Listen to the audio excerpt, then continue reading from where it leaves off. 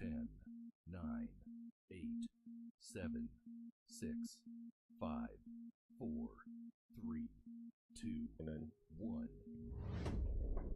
Yo. Welcome to another episode of Men of Promises, a Man's Conversation podcast.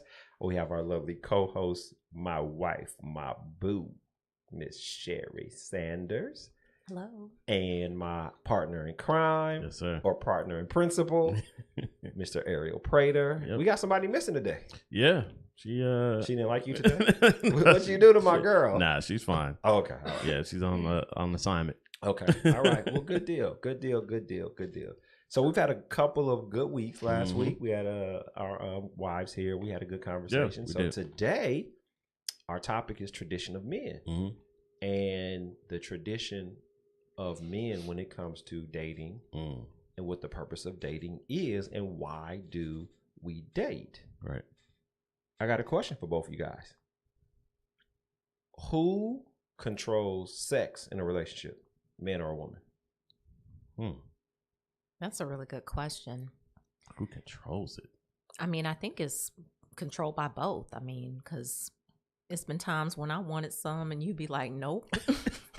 That was because I just gave you some like 10 minutes ago. I'd be like, oh, man. Can I take this nap first? Regenerate some cells? Yeah, okay. But I think, for the most part, it's usually the man that's initiating for the most part. Not initiating. But today, this day and age, No, not initiating. Controls it. Who controls it? Meaning who has the power over sex, a man or a woman? I want to get Probably that clarification. Woman. Yeah. What do you mean by control? Well, you're saying or power. Yeah. You're saying power. What I mean by power, is who controls the action of not initiating, of the act of sex, a man or a woman? The action of the act. The act of having sex. You gave your answer. Hold on. What do you think? Who controls it? Who allows it? Who denies it? Who controls it? Oh, man. The man or the woman? I feel like it's a woman. Okay. Yeah. All right. Who controls in a relationship when the couple gets married, a man or a woman? And I'm gonna answer both of you guys' questions. Usually, traditionally, the man initiates and asks, but ultimately it's the woman who traditionally accepts or rejects. So I would say that the woman has traditionally the more power over getting married. Okay, what do you say? I say definitely the man. Like, as a man, I'm not going to get married unless I want to get married. All right, here's the answer. And the reason why I'm bringing this up is because we're talking about traditions of men. We're going to give a biblical principle base. We're going to give how we went through it, but just to explain. So when it comes to sex, men may initiate, but the woman has the power of who she wants to sleep with or not. So you take a woman and you take a nerdy guy. He's interested in her. She says no. But she'll give sex to any other guy who she's attractive to. Who controls the power of getting married is the man. There are women who say, I'm not doing this till I get married. But like Ariel said, it's not until he's ready to get married that he'll initiate the power over getting married or moving the relationship into the next.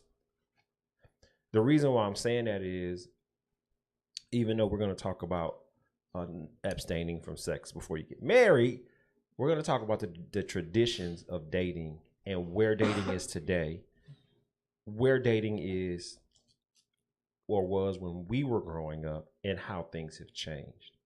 So, Ariel, tell us about your dating experiences and what you see today, or what you see when you were dating versus what you see today. Because you have a teenage son, right? Yes. Is he dating? Yes. Okay. Yep. So,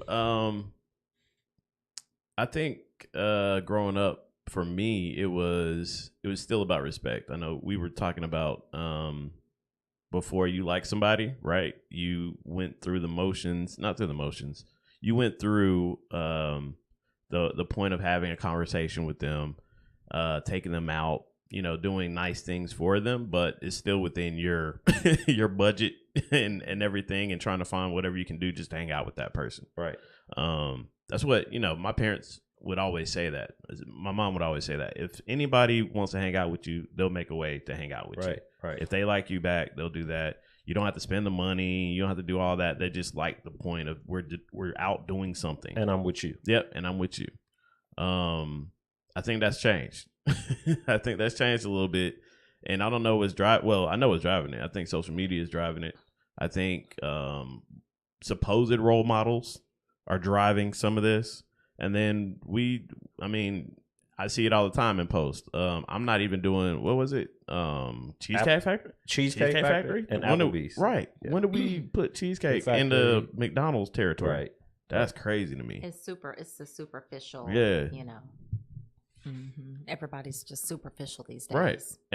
And we talked about it before, like who can afford, as a 21, 22-year-old man, unless you have a really good job or you have a, trust fund or whatever you have. But who can afford, to take somebody out to dinner for $200? Right. Every weekend. Right. Or every, if you really like her, every night. Yeah, exactly. Sherry, what about?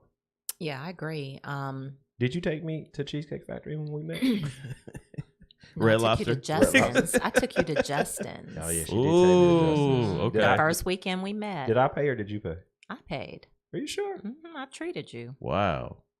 Yeah. Okay, well have that. That's new. Have that same principle tonight when we do some podcast.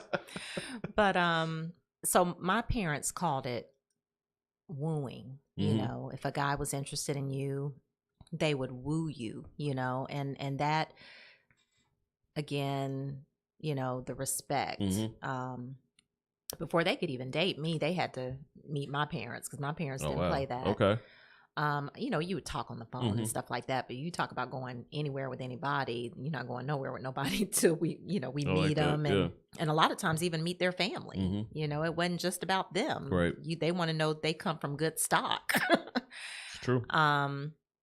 So, but as far as the wooing aspect of it, it was more so about their character, their integrity.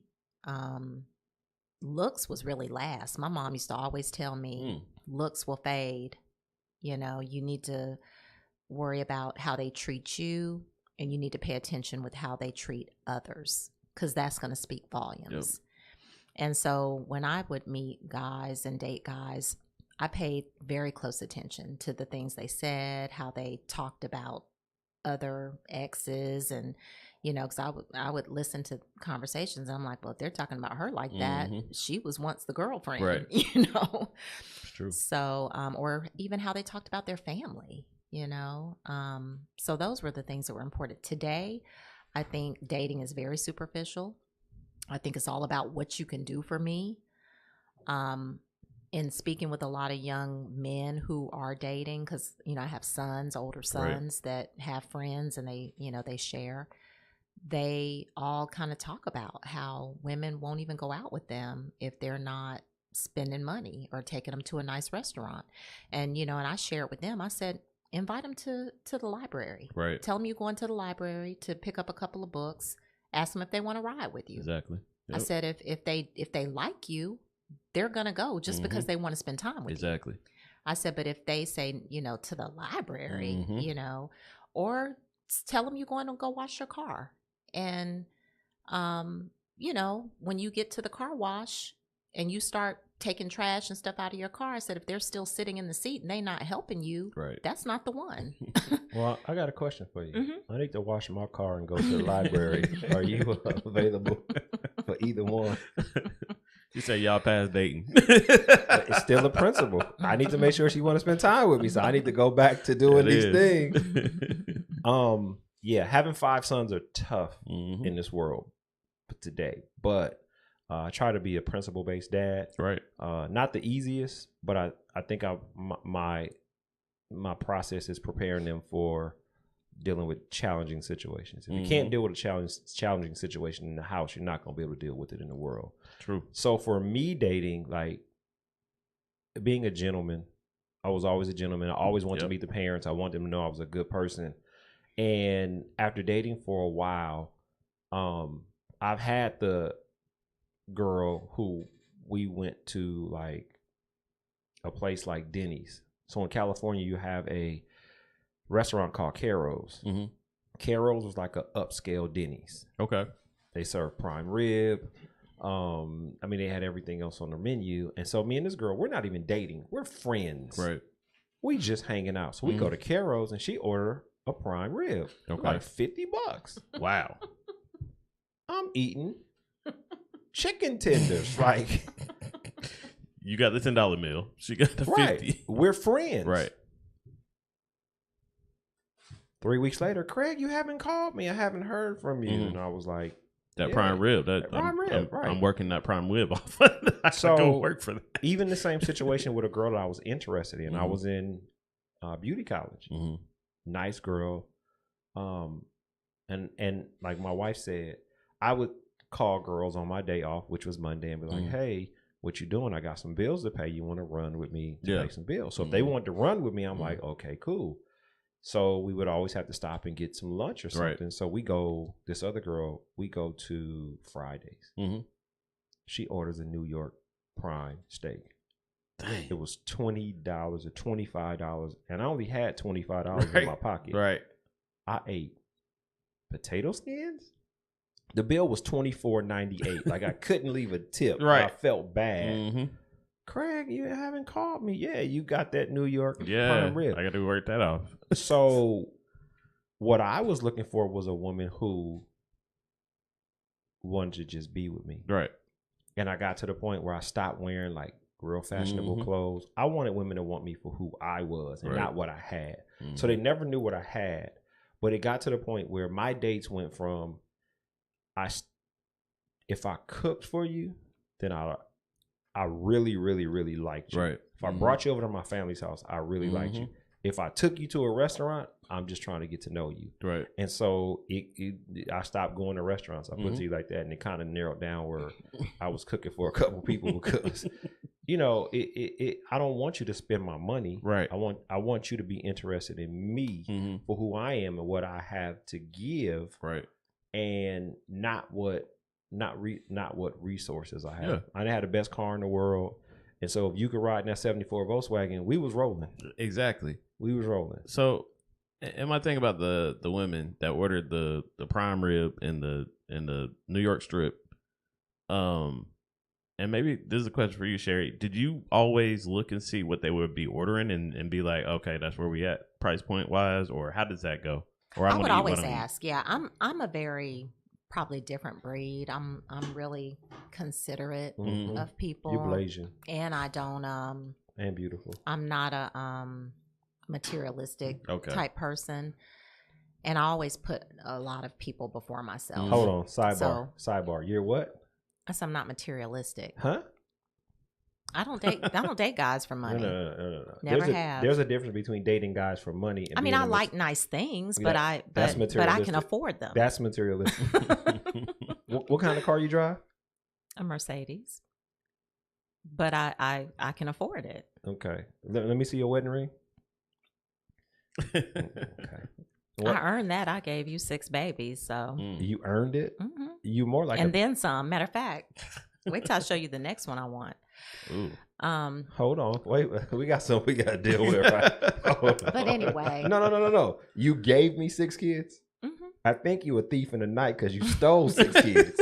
I think that's the realest answer there. Listen, just because you woke up with your underwear around your ankles don't mean that you didn't enjoy it. Okay. Hey, let's go. Anyway, thief.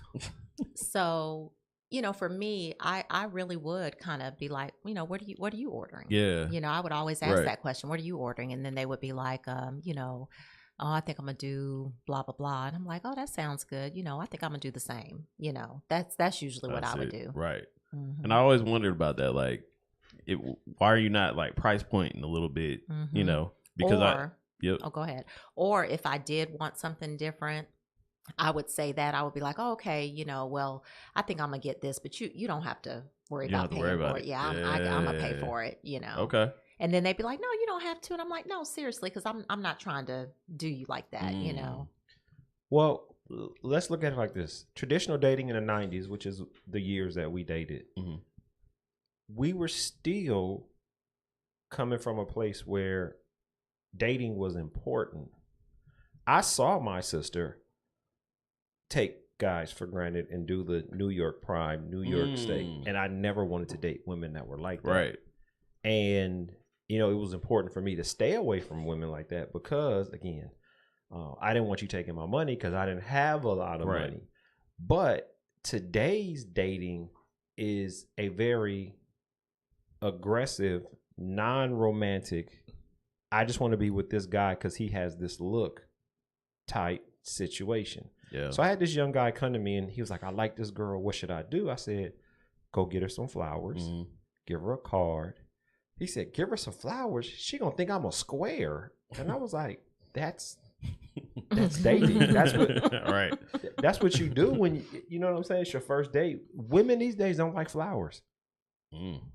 Okay. More they want what? They want money. They want money. They want to go shopping. They want a purse. They want, you know. I've been married 25 years. I still ain't bought her an expensive purse. Like, are you serious? Like, yeah. Wow. Bellagio, what's it called? Bellagio? What's that? What, a purse? Yeah. What's that name brand? Start with a B? Oh, Balenciaga. Yeah. If my wife did ask me for a Balenciaga, I was like, you got two options. You can get it. Right. But you're going to have to work the pole or the corner, one of the two. Because I ain't buying that. I'm sorry. I'm just a traditional dude. Money to me means nothing. But I grew up poor. Right. So whenever I did go to a restaurant, I wasn't purchasing the most expensive meal on the menu for myself. Right. One, because I don't see the value in spending $400 or $500 at a restaurant. Right. I would rather take that $400 or $500 and put it someplace else. Yeah. In my house, in my car, something that's going to increase the value. Now, my wife is a little different. You know, whenever she has a big sale, she likes to go out to dinner. Means nothing to me. But we just have two different backgrounds. Yeah, exactly. But the dating pool today, women are more aggressive than men are. The roles have reversed. And, you know, it's something that we need to talk about because men need to understand that they control dating, not women. And I've seen videos of you not taking me to this restaurant. I look this good. It's a very prideful, arrogant, what's the word I'm looking for? Delusional expectation that women operate in today as far as their expectations in dating. And I'm sorry. Let a woman come to me and talk about I look good. Listen, I'm in Los Angeles. It's 9 other of you look exactly at AM PM gas station right now that I can pick from and would true story. When I was dating, went to a restaurant, met some friends at a restaurant like 45 miles away from where I live. So place that I had never been before. And we sit down and we're eating dinner and it's this stunningly beautiful woman sitting by herself eating. So they was like, Craig, you gonna talk to her? And I was like, yeah. So I was like, excuse me, what are you eating? Because I've never been here before. She was like, oh, I'm eating such and such, such, such. I said, well, I've never been here before. I want to try you know, something different. Right. What you got look good. I said, why are you eating by yourself? I've been single for 2 years.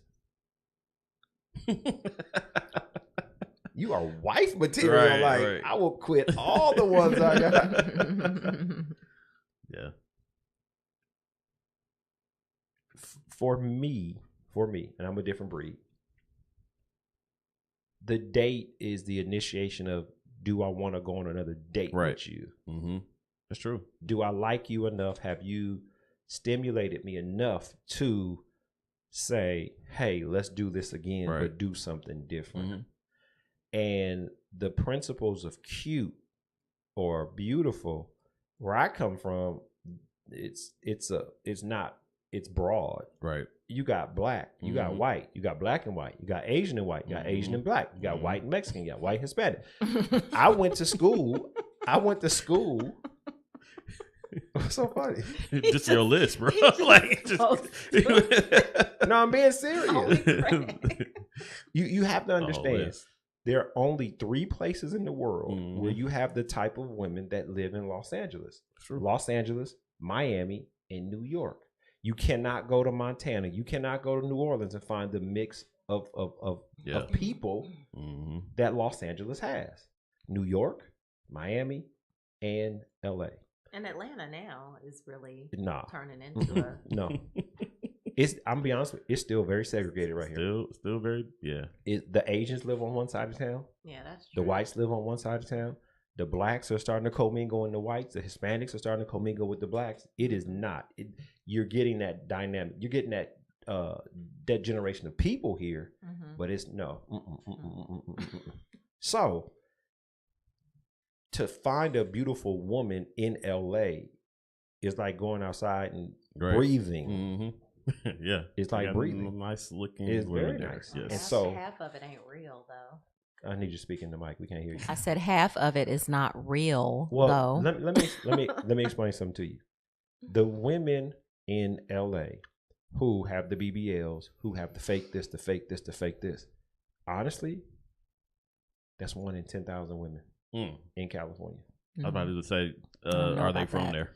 A lot of them are not. So LA is a transplant place. Everybody sees that water. They see that weather. They see the freedom. They could do whatever. So they want to go there. But for me, if you wore makeup, that was a do not date on my list. Wow. I do not like makeup. Okay. I do not like for you to spend my money. Mm-hmm. So if you wore a bunch of makeup, you out. Craig, I hadn't heard from you. And makeup on my favorite shirt when I gave you a hug. For me, and I dated different from a lot of my friends. Yep. I was very romantic. I made sure that I got their attention. I made sure I spent time with them. Right. Again, it wasn't about eating. Hey, like my wife said, I'm finna go wash my car. You want to wash my car with me? You want to go to the movies? You want picnic in the park? Do you want to go to, like, they have a lot of amusement parks in California, stuff like that, so I could see what type of person you were. Right. Today, it's a look. It's I like this about you, and they really don't get to know each other. So a year into the relationship, when stuff starts to happen, they don't know how to deal with each other. Right. They don't know what to do. There's no foundation of romance. Right. It's just space and opportunity. And space and opportunity are good for 2 things: fights, sex, and trying to figure out who you are. Okay. And I think that's the problem. Yeah. I think traditionally, young men need to understand, what does it mean to, woo somebody?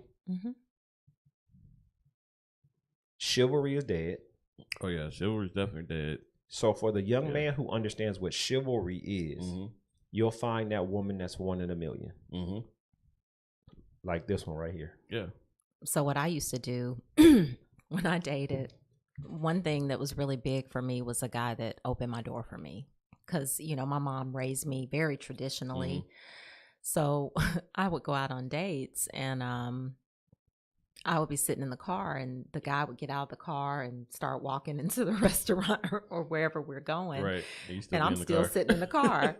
So they, once they get to the door and they see I'm not there, they turn back around and I'm still sitting in the car. So they come in, is everything okay? You all right? Is everything good? Oh yeah, I was just waiting for you to get my door for me. And so they're looking like, oh, okay. Yeah. So then they open my door, Right. but it sets a tone and a precedence for how they're going to treat me the rest of the night. Because at that point, they're like, oh, I got to be on my P's and Q's with her. You see what I'm saying? And that was one thing, honestly, that impressed me about Craig. Because, he was in California. I was here in Georgia. He was sitting in the back seat. Me and my girlfriend who introduced us, we picked him up from the airport. Okay. He flew to California to see me for the first time after we had met over the phone and through email. And we pulled up to a restaurant and she was in the passenger seat. I was driving. He actually got out of the back seat and came around and opened my door for me, Okay. And I'm like grabbing her leg saying, girl, I was just impressed, because it showed that he was a gentleman, Right. And Jay-Z said it. pimp by blood, not relation. No, that's a great story. It's important for, even if you're not a teenager, for a young man or divorced to understand chivalry or understand the principles of what it takes to be a man and date a traditional woman. Mm-hmm. Now, I'm very non-traditional. Mm-hmm. I'm not traditional at all, but she was. And so there were things that I knew to do, Right. open a door for a woman. Mm-hmm. I opened a door for a lady today and she said, "Oh, thank you." I said, "Well, my mom raised a gentleman. Mm-hmm. And if I'm not a gentleman, she would give me a whooping right now." Right. You know what she said? "Well, it will be a lot of these guys getting whoopings out here today." Mm-hmm. I've seen people let doors close on people. Somebody did it to me the other day. I was like, "Well, thank you." That's crazy. Yeah, I'm like, you can't hold the door open. I mean, it's just rude. But you know, something simple is if you're cold, you know, Right. giving them your jacket, or you know, if you drop your napkin, they're giving you theirs. You know, it's just certain things that I feel like a man should do for a woman. Yeah. You know, especially if you like them. Right. You know, not to mention if you love them. So here's the other problem I see in today's dating: women chasing men. What do you think about that? Oh, I hate that. I hate it. You a lie. I hate it. I hate Wait, it. wait, wait, And the wait, reason I hate it is because I feel like, I'm gonna ask a question. Why did you buy them 33 acres of land? And you told me to chase me around without no clothes on. So you're telling me that you're switching now? Because I know we're married. That's different. All right. But the reason that I don't like to see women pursuing men, one, is because I don't think that's the way God designed it. But two, I think the reason a lot of women do that is because of their own lack of self-esteem and self-worth. Mm-hmm. Because I feel like as a woman, if you really valued yourself, if you really loved yourself and you knew your worth, then you would not feel like you have to chase after a man. Mm-hmm. You know, I always said I don't want nobody that does not want me, period. You know, if a person ever gave me the inclination that they don't want me, I'm like, yeah. So, you know, as a woman, you should be the one being pursued because the Bible says that you are the prize, you are the gift, you are the token. And he that finds a wife finds a good thing and finds favor with God. It's not the woman going out there looking and finding and chasing after a man. It's the other way around. Well, I want to help you with that because the woman is not the gift. The woman is the crown of her husband. She is the prize. She is the anointing of the husband. The husband is the gift to the woman because all of the principles that a woman needs to be established in a marriage comes through the husband. Your protection, your provision, and your principles come through the husband. I'm not saying that a husband is not a gift as well. I mean, I think both are a gift to each other. But biblically speaking, you know, and even when you look at the stories in the Bible, when a woman is presented to her husband, it's almost like she's presented in splendor. She's presented in glory. Like you're presented almost as a gift, as a token, you know, and for you to receive the blessing of a woman, because God created woman for man, i.e. a gift. Not a gift. I think so. I don't think a gift. Well, that's just my opinion. But she was presented. She was presented. But not as a gift. She was presented as an attachment or a support or a supplement. A helper. Right. That's not a gift. Well, I think if somebody gave me some help, I would consider that a gift. I gave you a lot of help. But that's just my opinion. But anyway, I think, you know, I think women are a gift to or should be a gift to their husbands. I'm not saying that they're not a gift. I think that there is a perspective that today's woman may take a little bit out of context what a gift is. A gift is given because I cherish you, I adore you, I want to celebrate you. The gift of a woman, God gave Adam, Eve, as a helper, supplement, but a gift so that you're not doing this by yourself, because there were some emotional things that Adam was dealing with that there was nobody comparable for him to talk to. He could talk to the animals, but there was nobody for him to caress. When you caress somebody, you feel your own love either given back to you or given to somebody. Mm-hmm. He didn't have that. He had everything else in the world. So what God gave him was the supplement. Yes, she was a gift, but not the gift, because a gift accents any person that you give it to. You with me? So that not really. I Yes, mean, I really. still feel the way that I feel. Listen, I'm not saying that you're wrong, and I'm not saying your feelings are wrong. I just want to give you the best definition, because when you look at it, there are very few things that a woman can give a man versus what a man gives a woman. Okay, if you say so. No, I'm being honest. Well, yeah, let's go through that list. All right. Here we go. A woman can give a man a child. Okay. A wife can. Right. But there are other women that he can get children from, right? Okay. But you it's still got to get coming that from a woman. You yeah. got to get it from a woman. Okay. What I'm saying is, all right, let me break it down like this. If me and you have sex, or if you have sex with me, and you take a child from me, how long can you go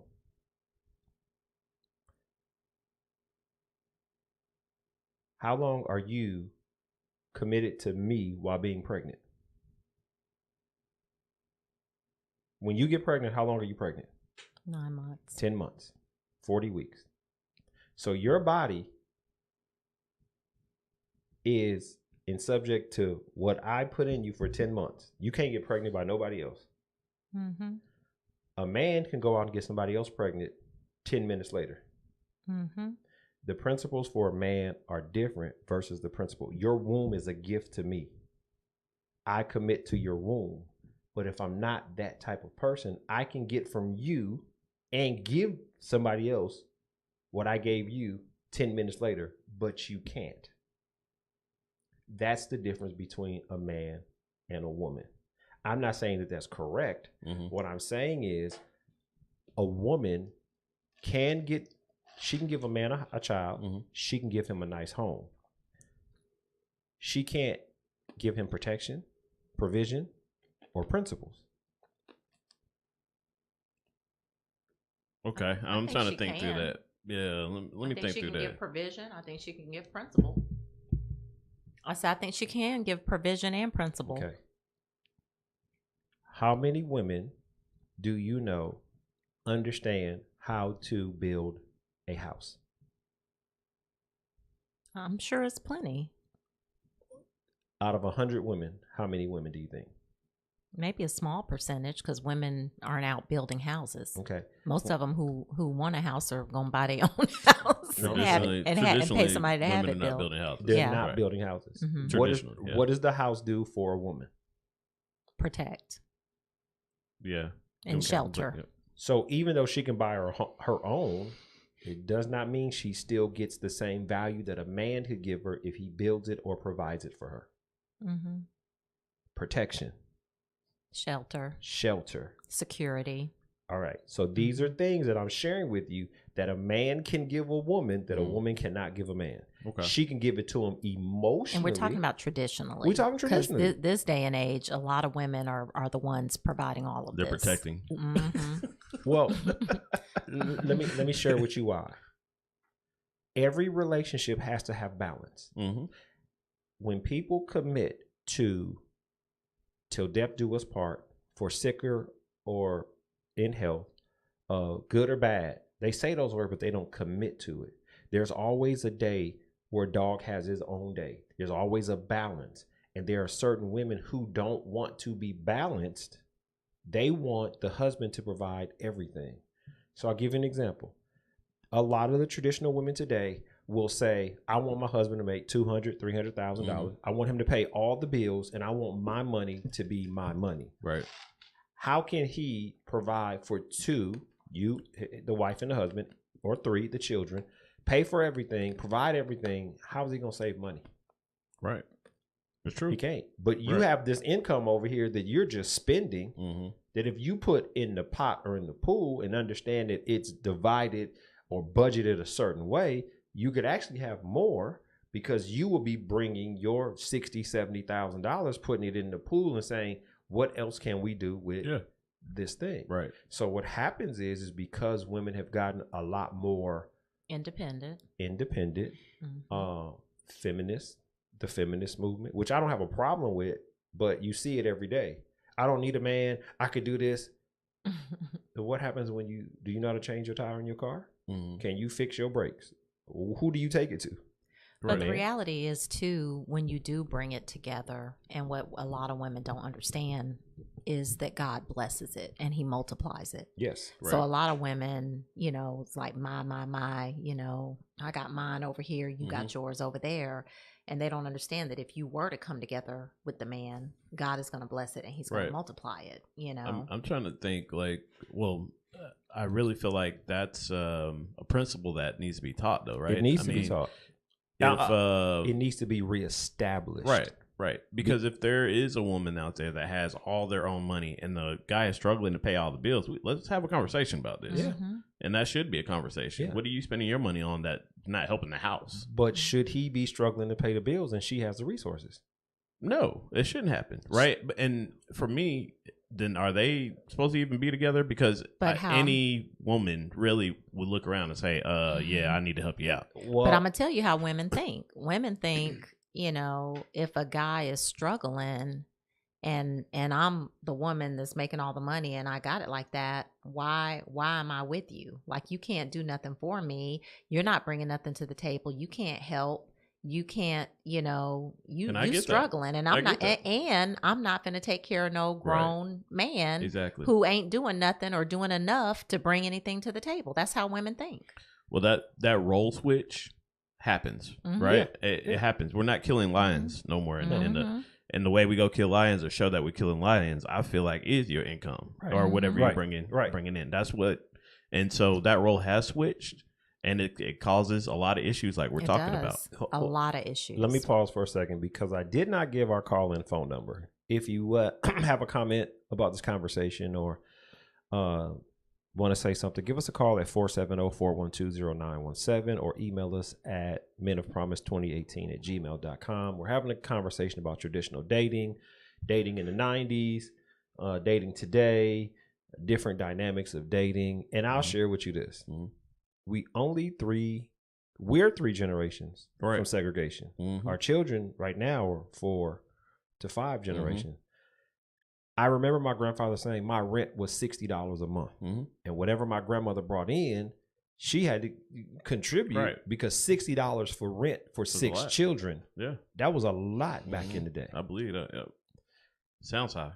I wish my rent was $60. Well, yeah. Well, this is the thing. Anytime you have money, it always amplifies whatever's inside of you. If you have a drug problem and you come into $200,000 a year, what's going to happen? Your drug problem is going to increase. Yep. So if you have character issues, if you have pride issues, if you have insecurities and you begin to make money, you will not see the negative characteristics in yourself. It's just going to amplify. And so now women have money, they have power, they have prestige, they also have ego, they got pride, and they have arrogance, and they wonder why certain men won't deal with them. And this is an issue I see in not just in dating, but just in society. Cute and attention does not mean you getting a perfect man. Right. The society of social media models or social media followers, these women have the expectation that just because somebody thinks they're cute, that's acceptance, and or you now have the right to say what you can or cannot do. Right. So for me, I'll go back to dating in California. Cute is around the corner. There's another cute one around the corner. So if you're not what I'm looking for, Right. I can always find something else. It's the same thing today. Women get on these social media platforms and they put all this makeup on and they're getting all this attention. Does not mean you're getting a quality man. Does not mean that you should be prideful because you're on social media. Yeah. These Right. people are hiding behind Mm-hmm. this Yeah. platform and you really don't know who they are until you go on a date with them. Exactly. And again, I'll be honest with you. I tell my wife all the time, you go to this restaurant, I'm expecting something when we get home. I'm telling you right now. Okay. So what do you think these guys are Yeah. expecting when they're paying $200-$300 for Oh, a of course. meal? Yeah. My mom used to Exactly. tell me that all the time. Mm-hmm. She used to say, don't accept money from men. She said, because as soon as you take some money or take some nice gifts, they're expecting something in return.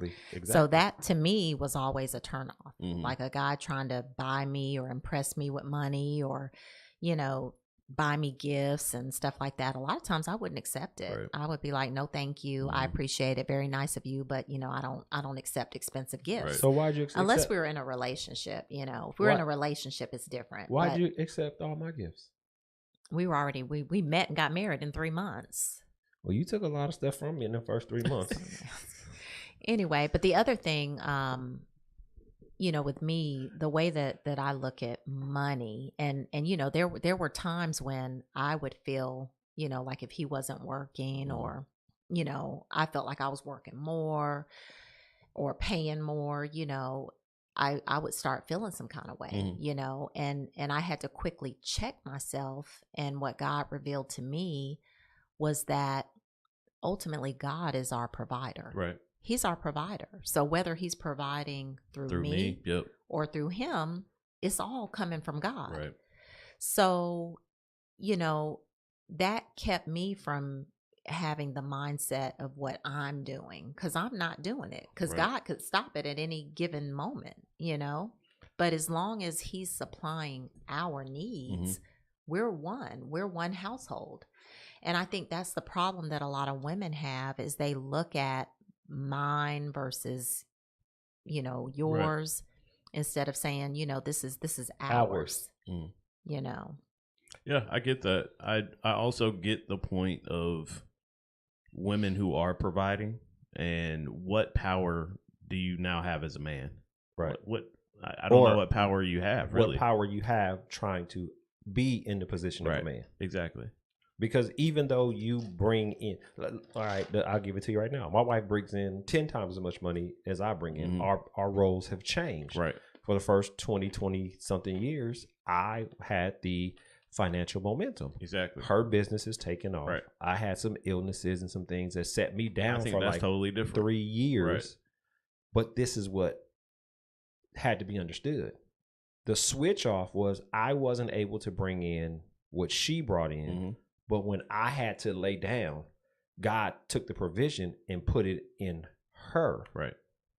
And there had to be some understanding because honestly, whatever comes in the house, the husband is the one that says we need to do this here, this here, this here, this here. That's the providing. Mhm. That's the protection. And then we operate differently. Mhm. She's more free flowing and spending her money. I'm more budget based. Mhm.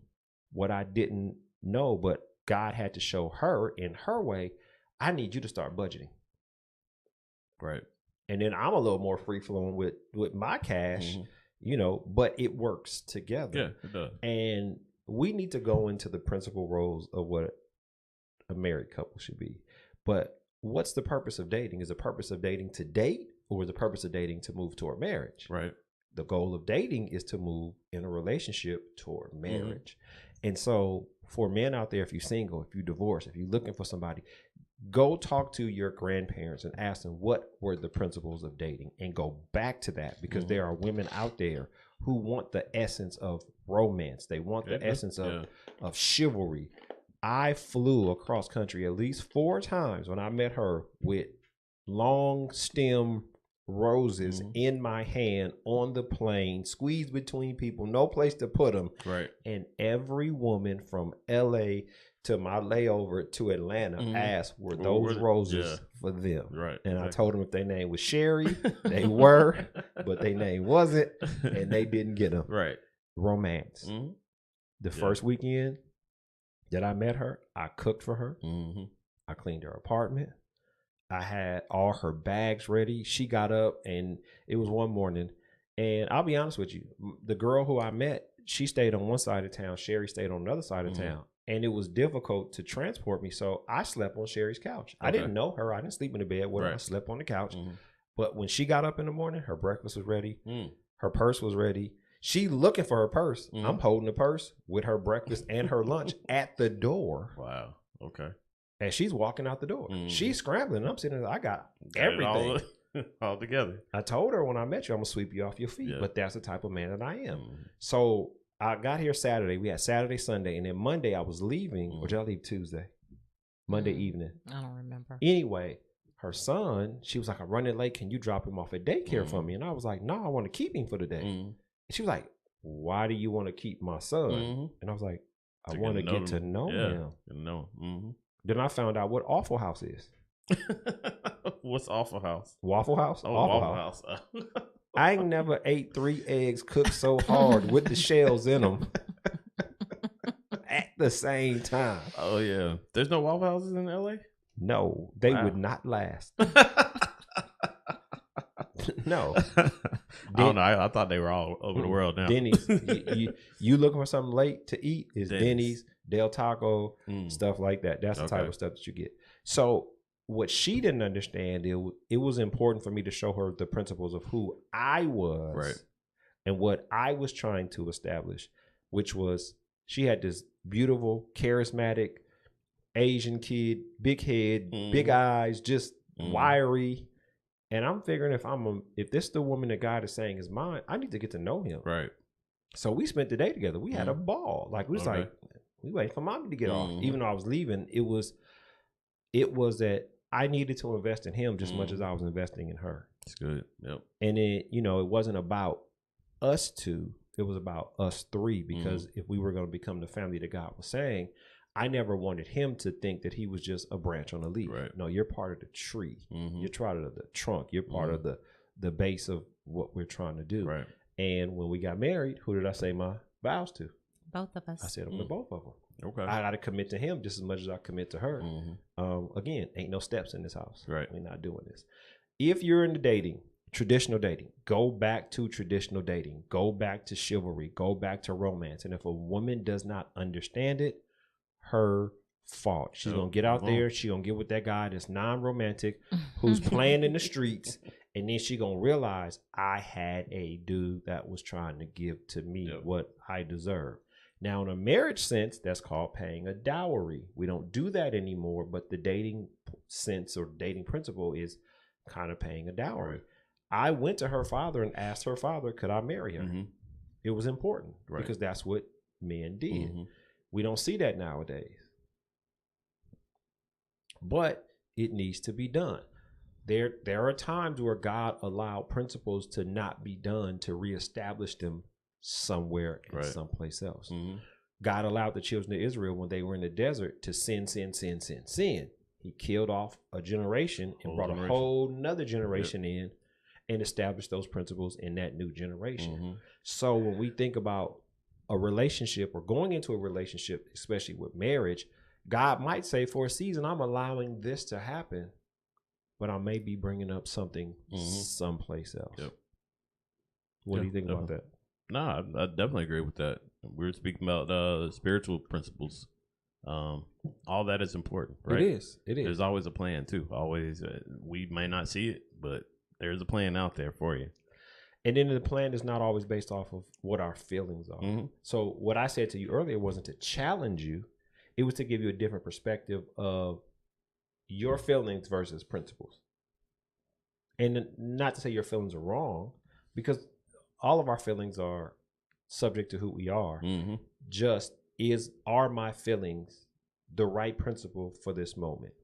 So we had a discussion one day. What's the difference between emotion and feelings? And there's a big difference. And a lot of women don't know what the difference is between emotions and feelings. So I explained to my wife, I explained to my kids, your emotions are the principles of life. Hunger, depression, happy, whatever the case may be. So I use hunger. as the base. Hunger is an emotion, but it's also a feeling. Mm-hmm. How do you decipher between the two? I'm hungry. Do I want this double chili cheese bacon pastrami cheeseburger, fries, and a large Coke? From Burger King? No, this from a greasy spot in the South Central LA. Okay. This past Burger King. Okay. This heartburn, gas, and maybe Some bloating. some bloating later on. But it's going to taste It's good. going to taste good going down, though. With some onion rings. Mm. Or do I want this salad with broccoli, balsamic vinaigrette, Grilled chicken breast. grilled chicken breast? Mm. Your emotion is hunger, but your feelings are, what do I feel like Right. eating? So Miss Sanders today didn't feel like eating McDonald's. And she was offended Right. that we went to Yep. McDonald's. But let me give you the background. All right. Boo. I got a client I got to go cut, celebrity. Got about a 45-minute hour drive. Mm-hmm. Do you want to roll with me? Whether she went or not, I was Yeah. leaving. So Right. she said, I'll ride with you, but I'm hungry. Mm-hmm. It was literally, my appointment was 8 p.m. Mm-hmm. It took me 59 minutes to get to their house. Wow. Okay. Yep. So I stopped anyway, Mm-hmm. get my baby something to eat. Right. Well, we pull into her favorite drive-through restaurant. I text my clients, I'm going to be 10 About minutes 10 late. Yep. He said, cool, no big deal. Mm. We get in the drive-through. We sit in the drive-through for 15 minutes. Oh, man. By the time we get to the window, I'm like, is the food ready? She said, no, it's being prepared.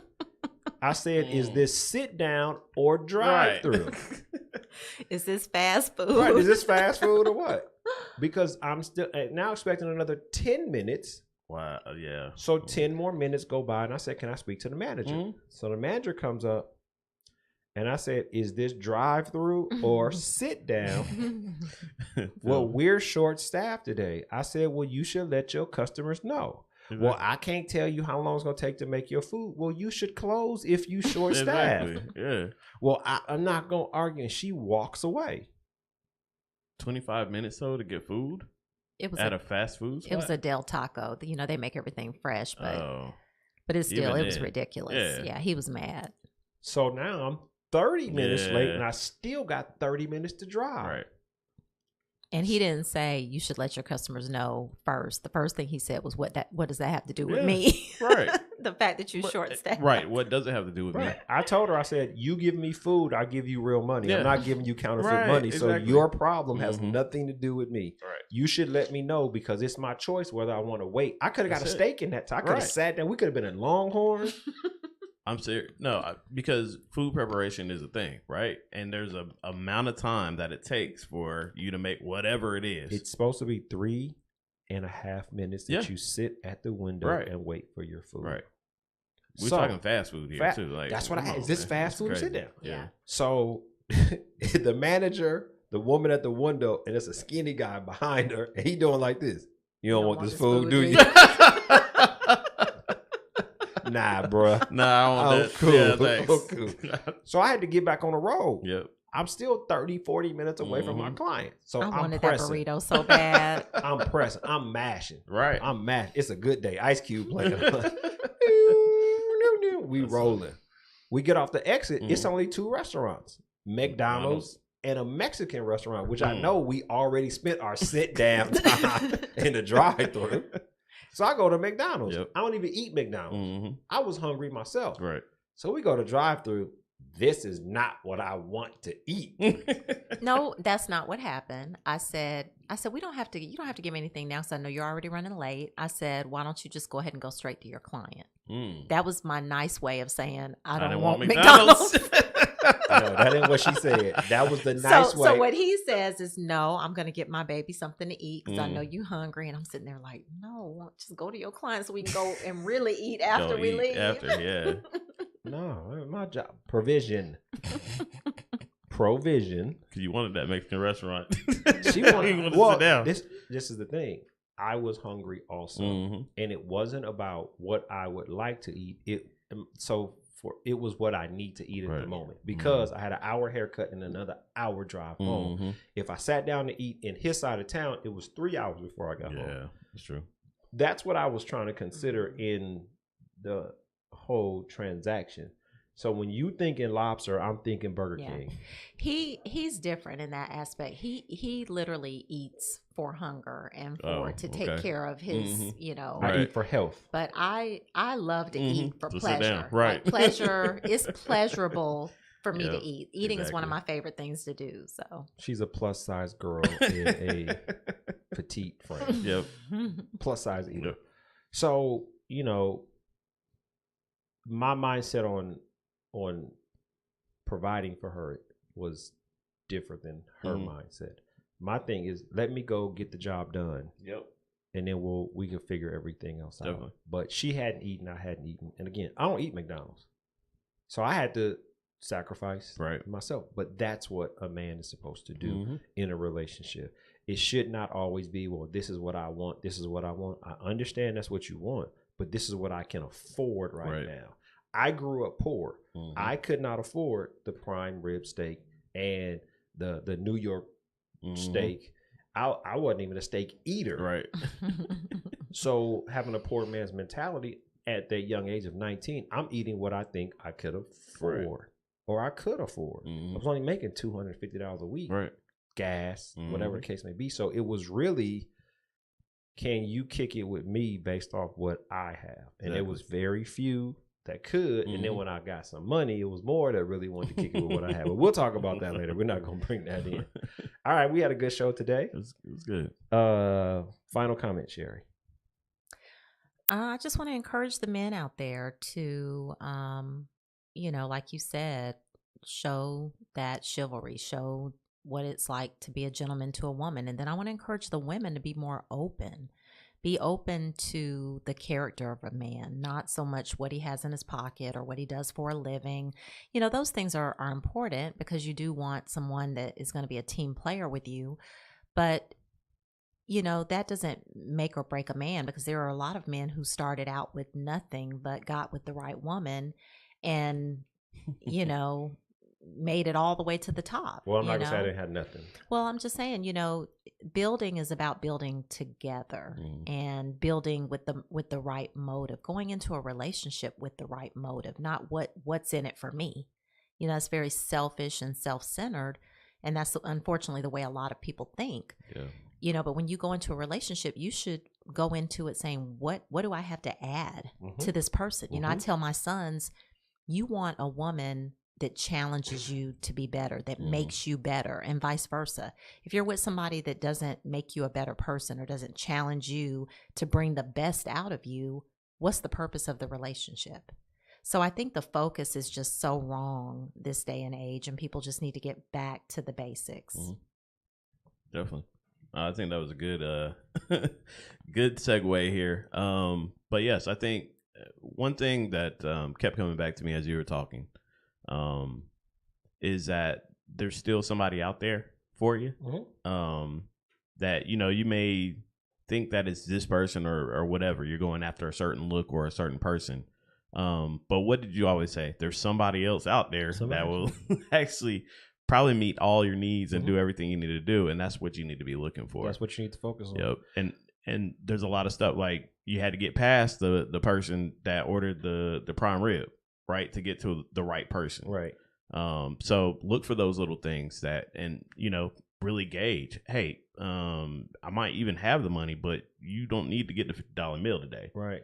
And that's a principle, right, that you should have, in saying, okay, well, you're not the right one because you went immediately to the $50 meal. Right. You have to get past that, and then know that there is somebody else out there that, you know, will order the exactly what you got. Well, I'm gonna be honest with you. I have to see that God was actually testing me. I failed the test with the prime rib and the New York steak because she ordered the same thing. What I had to learn is carry more money in my pocket. I was failing. Right. All right. Final word and comments. I got a hard word.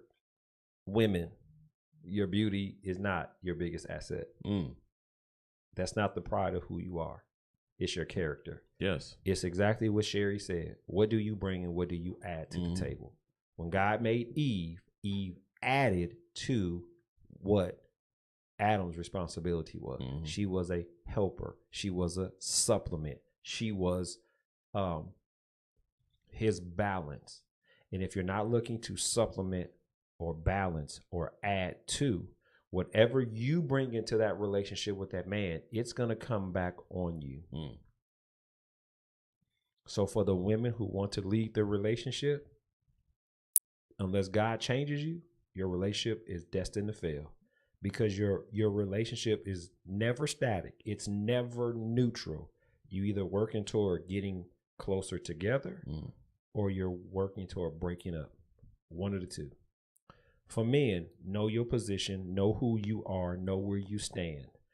We don't operate on the feelings of women. We do take their feelings into consideration, but we make decisions that are the best for us. And if she's making decisions that are not best for you, that may be a person you might not want to date, because what you bring into dating is their expectation when you go into marriage. We need to finish this conversation because we need to talk about expectations in dating, which we kind of touched on today. But if your goal is to get married, what you accept in dating, it's going to multiply when you get married. Right. Because guess what? I had this small little diamond ring and when we first got married. That joker multiplied. And then she just hit me with, wait till you see the next one. But I thought diamonds were forever. They are. But you can always get more. No, it doesn't work like that.